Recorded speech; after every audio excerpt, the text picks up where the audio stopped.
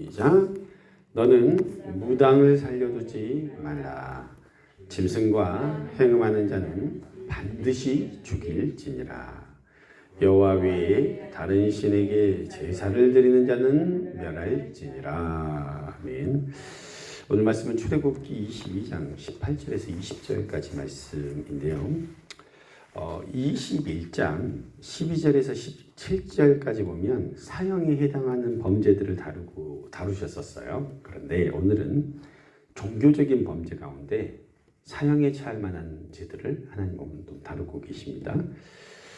오늘 말씀은요, 하나님이 자신의 권위를 침해하고 자신의 영광을 훼손하는 그런 죄들에 대해서 철저하게 심판하신다는 것을 우리가 말씀을 통해 알 수가 있습니다.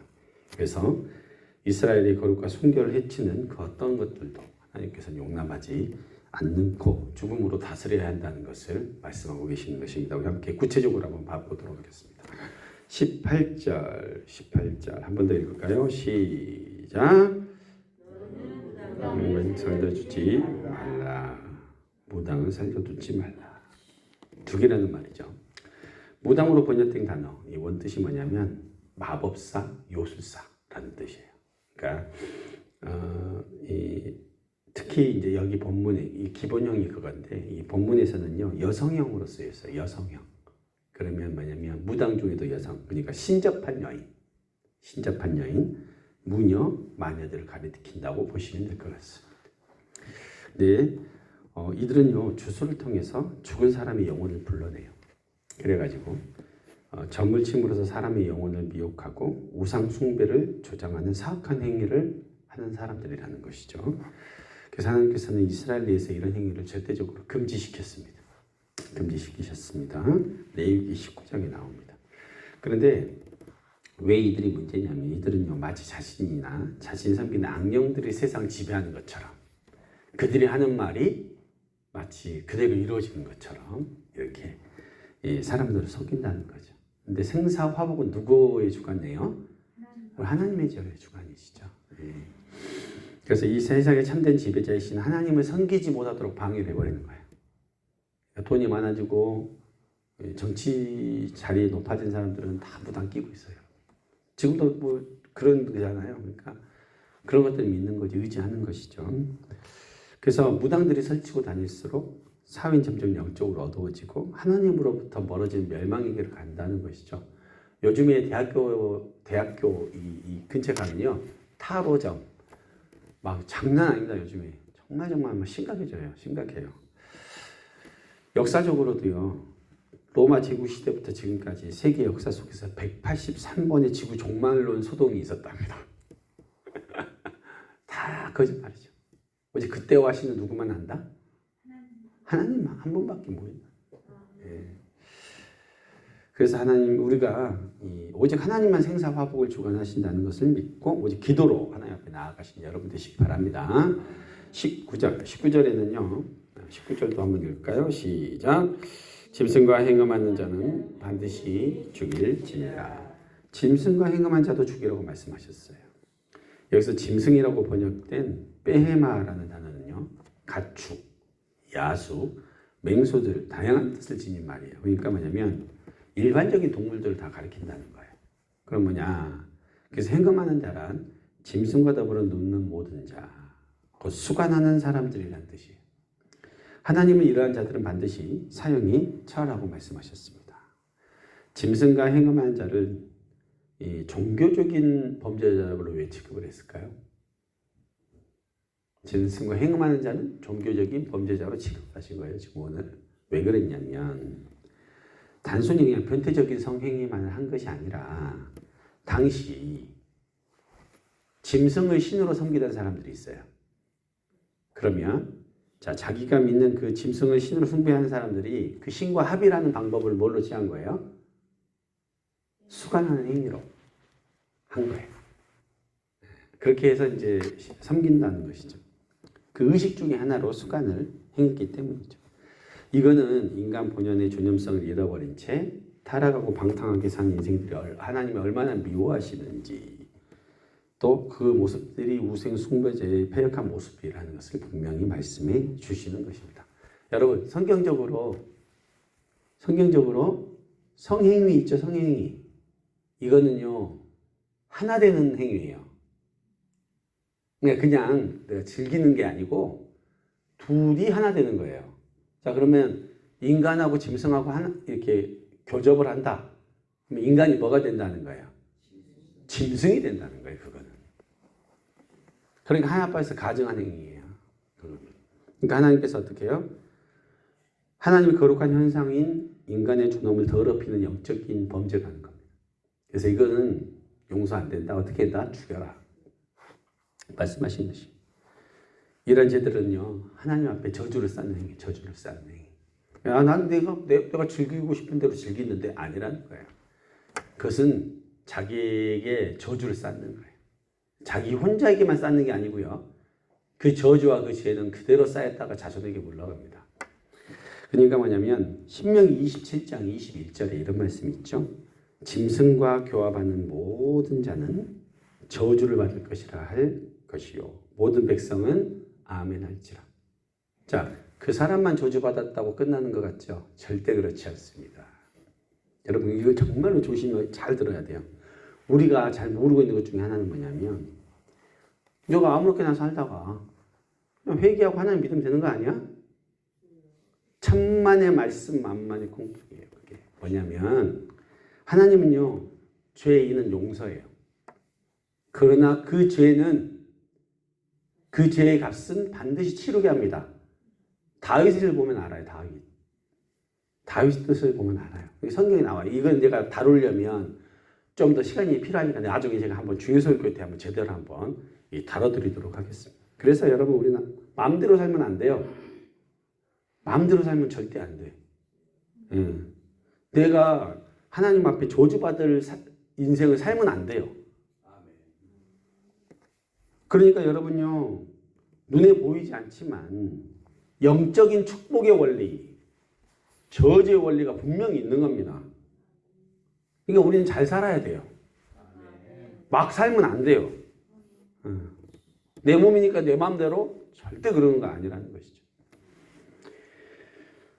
이 원리들이 이 물질 세계에도 그대로 적용되고 있다는 것을 여러분 기억하시기 바랍니다. 자, 20절 한번 읽어보겠습니다. 20절 시작. 여호와 외에 다른 신에게 제사를 드리는 자는 멸할지니라. 10계명의 1계명과 2계명을 어기는 자죠. 이거는 하나님에 대한 이것을 어긴 자에 대한 하나님의 처분이죠. 이런 사람들은 멸하래요. 하나님께서 죽이라는 것이죠. 자, 여러분 왜 사람들이요 하나님 외에 다른 신들을 섬길까요? 왜 멀리 섬길까요? 네? 자, 하나님은 내가 원하는 걸 들어주시는 분이에요?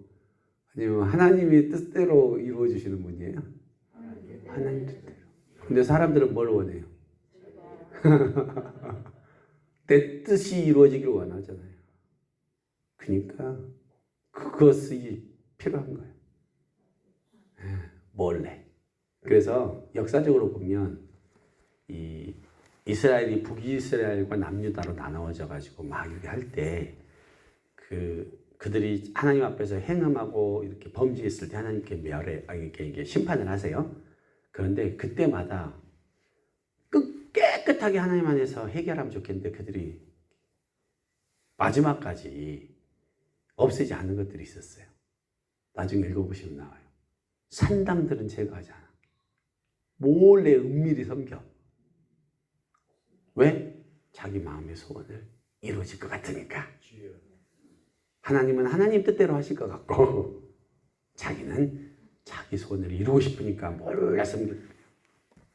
그게 인간의 제약된 모습이라는 거예요. 집에다가 금 두꺼비 하나씩 두고 싶은 마음이 있는 거예요. 그렇지 않습니까?